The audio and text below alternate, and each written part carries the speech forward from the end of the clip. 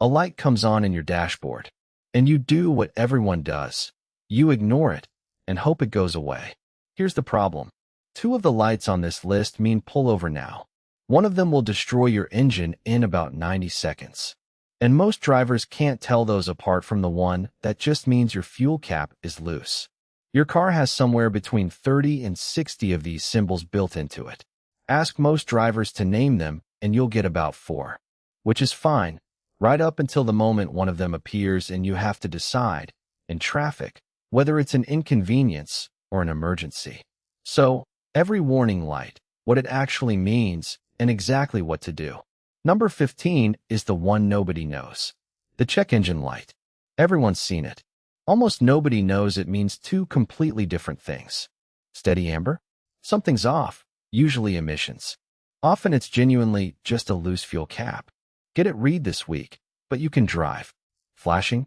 Stop. A flashing check engine light means your engine is misfiring and raw unburnt fuel is being dumped straight into your catalytic converter. That converter runs at around 400 degrees. The fuel ignites inside it, and it can melt down in minutes, turning a cheap sensor fix into a repair that costs more than the car is worth. Steady drive.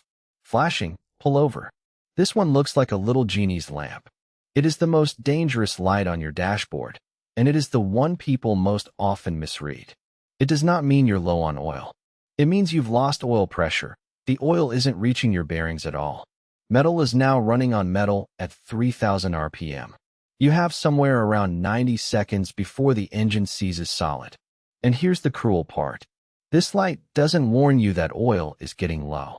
It waits until the pressure is already gone. So by the time you see it, the damage has started.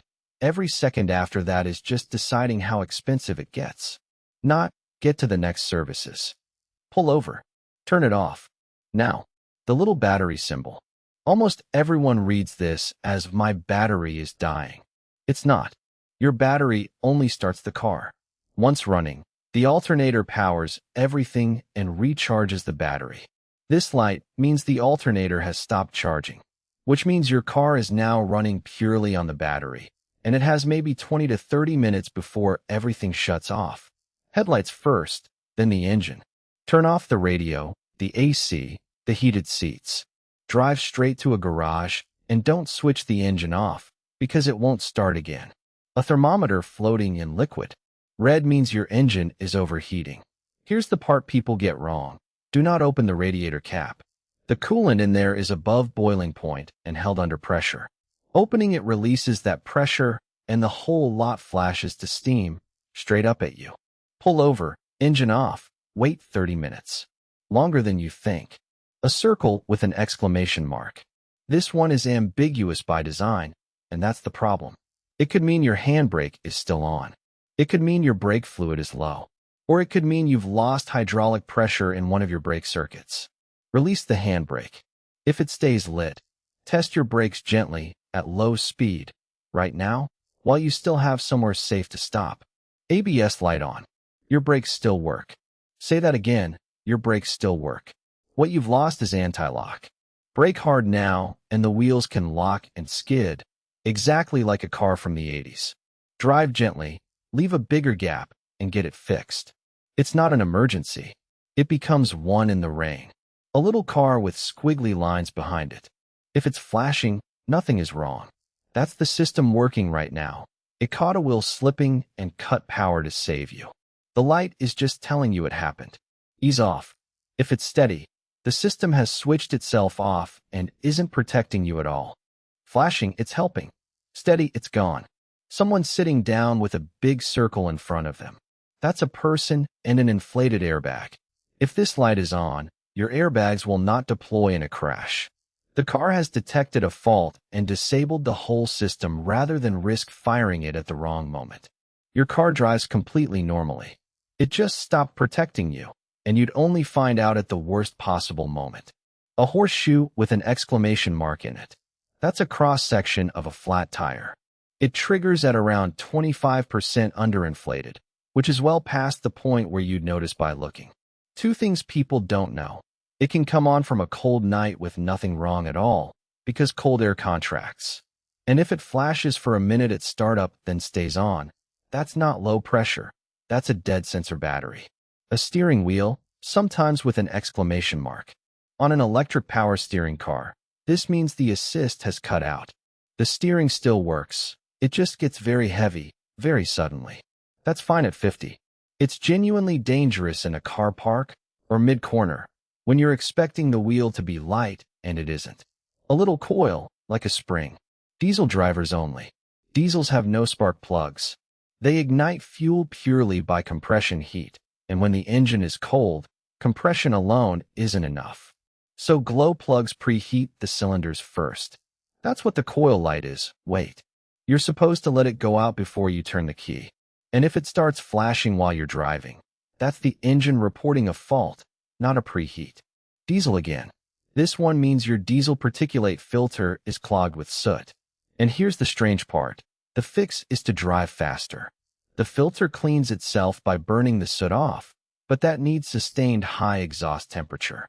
Short trips around town never get it hot enough. 20 minutes at motorway speed will usually clear it. Ignore it, and it's a 4-figure replacement. It is the only warning light on your dashboard cured by going for a drive. A gear with a thermometer in it. Your gearbox oil is overheating, usually towing, or a long climb, or stop-start traffic in real heat.